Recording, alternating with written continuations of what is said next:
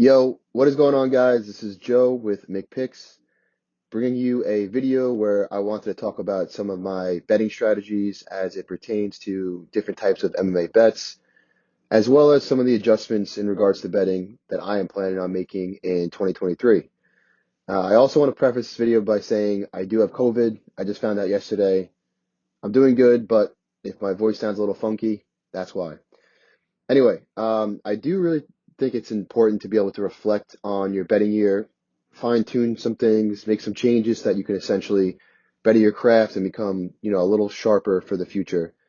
And that's also why I believe it's important to keep track of your bets. Most of you are familiar with betmma.tips for third-party tracking of bets. It's really good, just good for overall ownership and, reassessment and, the following year or even on a month-to-month basis, you can reflect on how you've been doing. So let's get into this video. If you can, please like and subscribe to the channel. And if you have any betting strategies or concepts that have worked for you in the past, feel free to comment below and share them. It's definitely a good thing to kind of, collaborate and bounce ideas off each other because at the end of the day, it's good to work together because it's us against the bookies, right? So basically, I have 4 goals or points that I want to make for 2023. The first goal for 2023 is to stay disciplined and be more selective with straight bets. So although I'm still profitable in this area, straight bets are actually my least profitable method for betting MMA. So obviously some changes need to be made. I had a couple of bad beats recently with straight bets, but definitely a lot of bad reads as well. Overall, here are some fighter attributes that I wrote down that I take into consideration prior to placing a wager. And this is not like an exhaustive list, but it's a pretty good list. And I'm going to list all of them off, and I'm going to go back and I'm going to touch on some of the attributes. So striking, grappling, durability, cardio, level of experience, level of competition, age of the fighter, size of the fighter, fighter IQ, damage, if they're known for putting off damaging strikes, and if they had a full camp or not. So I'm going to go back to striking. Striking involves things like volume and output. Like I said earlier, damage, if they're landing damaging strikes or they just kind of pitter-patter strikes. And also defensive striking is important.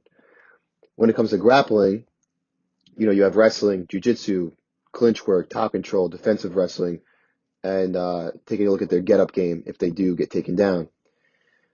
And as it regards to level of competition, we've seen time and time again these contender series guys with a squeaky clean, undefeated record fighting against low-level competition, make their UFC debut as favorites, and look completely outmatched. So it's definitely something to take into consideration when placing straight bets.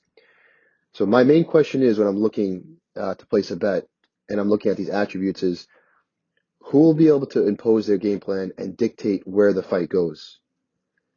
So I personally believe the most important attribute is grappling, specifically wrestling, mostly because it can be used as a tool to dictate where the fight takes place. And I have a recent example of this. Brian Battle taking on Renat Fakhretdinov. So looking back at the fighter attributes, you can give Brian Battle easily more advantages, the ones I just listed, including things like striking, output, level of competition. He's been in the UFC longer, and he was a bigger fighter. However, Renat had one clear advantage that made him look like a minus 500 favorite, and that's the wrestling. You could probably group wrestling and control, but still, that one attribute, made him more dominant in the fight. He was clearly able to exploit the porous defensive battle, dictate every second of where the fight went, and impose his will. I think he had over 14 minutes of control time, and his will in this fight was getting the fight down to the mat. So when placing a straight bet, I take into consideration all the fighter attributes that I listed earlier. However, some attributes carry more weight than others, so it's important to think about which ones are more important to you prior to placing a straight bet. Okay, next goal. Goal number 2 is don't bet on or parlay favorites unless they have a clear path to victory have a good stylistic matchup, and have finishing upside. Kind of seems obvious, but it's definitely something to take into consideration when betting on big favorites. And I think the last point that I made is the most important. They should have finishing upside because when betting on a favorite, I don't want the judges involved. We have seen how atrocious the judging has been in 2022. So me personally, I need to focus on fighters that are either known to finish their opponent or land frequent damaging strikes, as we've seen that the judges are clearly favoring damage over things like control time. So really, the fighter's going to have a clear path to victory. And the other thing is that I would have to feel confident that they're going to actually implement their game plan or the game plan that I think they will. Because we've seen fighters in the past with the clearest path to victory, but they, for some reason, decide not to take that route to win. And there's nothing more frustrating as a bettor. And, obviously we're all on the outside looking in. We don't know exactly what the fighter's thinking, but at the end of the day, when you know that they have this clear path to victory and they don't, take that route, it's definitely really frustrating. A recent example that I can think of, and it might not be the best one, but I know it's a recent fight. So in regards to this, is Jake Matthews taking on Matt Semmelsberger. So I took Jake Matthews as a decent sized favorite because not only did I think that he would have the striking advantage, but I thought he would mix in some takedowns and grappling and use that, jiu-jitsu black belt as we've seen in the past because Semmelsberger, has been exposed on the mat in some of his previous fights. In this fight, Matthews got knocked down 3 separate times and still did not shoot for a takedown.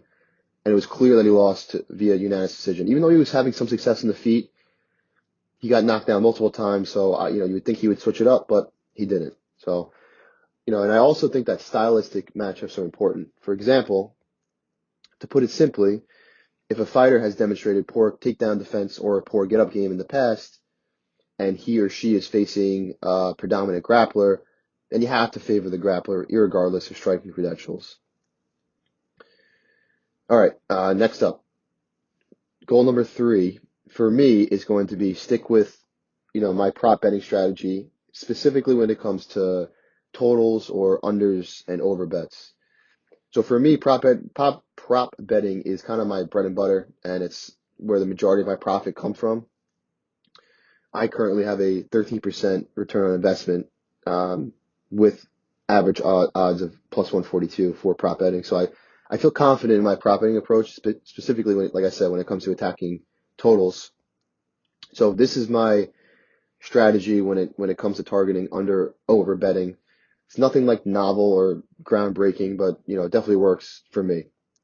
So when I'm researching a UFC card in advance, what I typically do is I create a quick list of each matchup and I anticipate where I believe the total will be set. For example, 1.5, 2.5, or in the case of a title fight or a main event, it could be 3.5 or 4.5. For those of you that do not understand the concept of totals in regards to MMA betting, here's an example.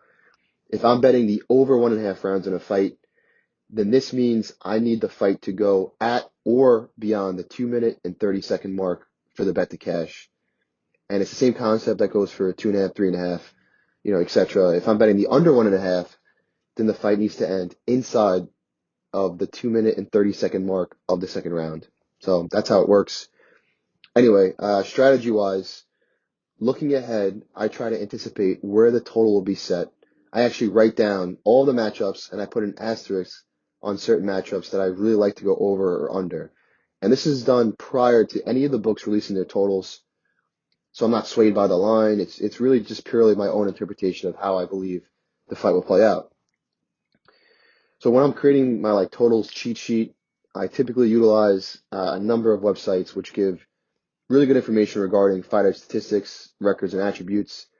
And these are all probably familiar to you guys. I almost always use a combination of SureDog, Tapology, and UFC Stats. So SureDog is actually really good because it breaks down the wins and losses and exactly how they are winning, like submission, decision, or knockout, and exactly how they are losing. So these things are really important to know, generally speaking. You want to know exactly how fighters are winning and how they are losing. But at the end of the day, it's not that simple because we need to factor in a bunch of other components to get a solid read. So Similar to fighter attributes, these components include, and again, I'll read off a list of them, and then I'll kind of go back and touch on each one and kind of give you guys examples of what I mean. But this includes, so when I'm looking at my total bets, this includes level of competition, level of aggression, stylistic matchups, cardio and output, defensive striking, and I actually look at narratives, and I'll get into that a little bit. It's not something that I weigh too much, but I'll get into that in a couple minutes. Record and history of the fighter, which is obviously nothing crazy. So going back to level of competition. So if you have a guy coming into the UFC who's finishing everyone quickly on the regional scene, be a little bit hesitant to bet the under unless themselves have historically gotten finished early as well. So, as we know, fighters in the UFC are way more experienced. They tend to not wilt or, give up as easily as fighters, on the regional scene. Level of aggression. So you don't want to be holding onto an under ticket, just to have both guys, walking around in a circle, having a staring contest, just straight up burning clock. It's like the worst. I mean, having a ticket like that. So you want to know at least one or ideally both fighters will press forward and force some sort of action to hopefully produce a finish. Moving on to stylistic matchup. You got to think to yourself, how will the fight play out? So I personally have had a lot of success betting heavyweight over 1.5 rounds. And a specific example of this would be stylistic matchups with Jared Vanderaa. So if you look at his record, he's 12-10 with 6 of those losses coming inside the distance, 3 by sub, 3 by knockout. So if you just strictly look at the numbers, you'd kind of think that this guy has no chin or no durability. However, Vanderaa would tend to get finished super late in fights, or he'd get exploited. Typically what happened is he'd get taken down, exploited on the mat, and get grounded, pounded out, or, get stopped by sub. He actually has a block head and was rarely, he was definitely hurt in the feet a couple times, but rarely ever knocked out cold, or he doesn't really get hurt. He didn't really get hurt in the feet too often. And if he did, it was really late into the fight. He also doesn't have a lot of power himself. So taking these factors into consideration, this is why stylistically, I would bet the over when he was facing a predominant striker, since there was typically little threat for a ground finish. So all those kind of things you can take into consideration to make a bet that you feel confident in. Next attribute is cardio and output. So another recent example, take a look at Alex Hernandez taking on Billy Q. So we all know for a fact that Billy Q is durable. He has great cardio, great output, and he's known to set a pace. Alex Hernandez, on the other hand, his success is front-loaded. He's dangerous early, but he tends to gas.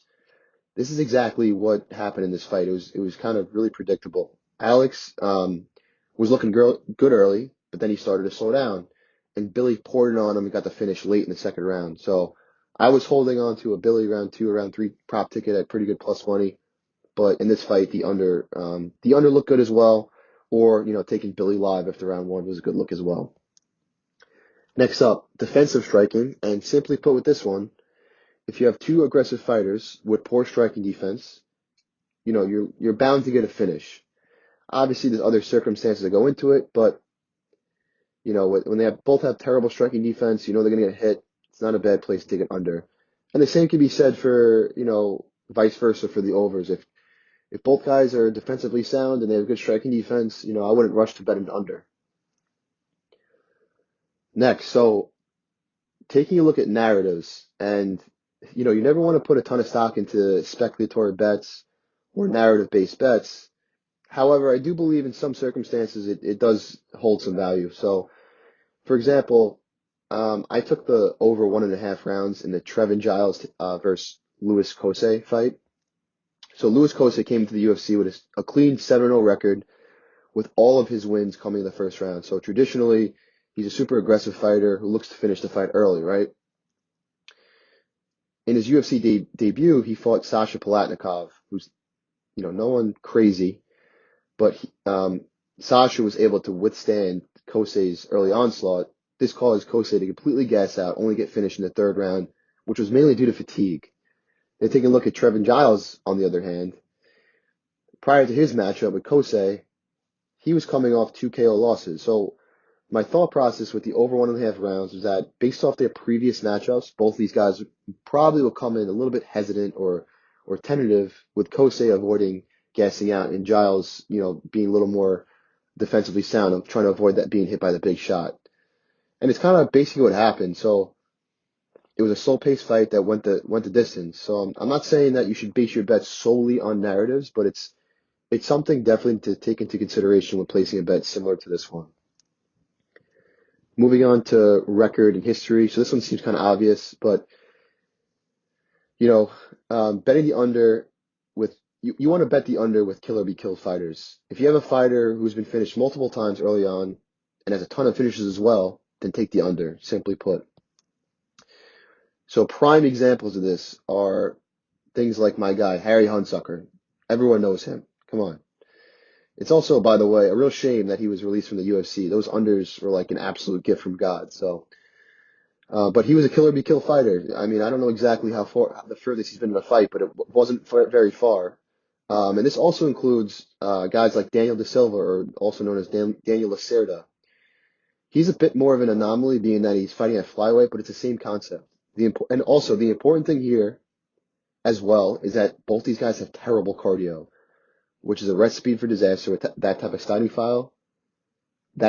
fighting style. Wow. And it's just a spot that you want to target when you're betting unders.